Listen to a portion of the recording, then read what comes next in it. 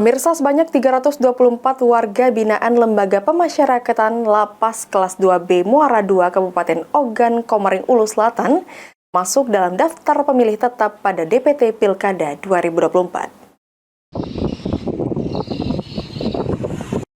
Sebanyak 324 warga binaan Lembaga Pemasyarakatan Lapas Kelas 2B Muara II Kabupaten Ogan Komering Ulu Selatan masuk dalam daftar pemilih tetap pada Pilkada 2024.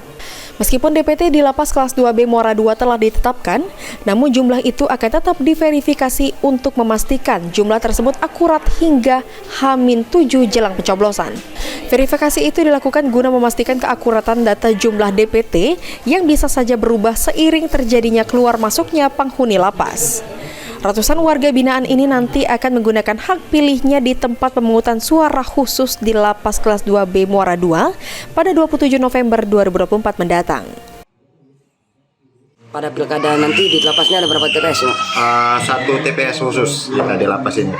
Untuk jumlah DPT ada berapa banyak? Jumlah DPT kita 324. Jumlah ini sudah fit atau nanti ada bisa perubahan itu? Belum fit itu 324 itu ada perubahan, mungkin H-7 baru fitnya. Ada perubahannya? Ya. Ini kenapa ini Pak? Bisa dijelaskan ada perubahan itu? Karena kita kan ada yang keluar, ada yang bebas, ada yang masuk. Maka kita belum bisa menentukan jumlah yang sebenarnya. Sri Fitriana, PAL TV.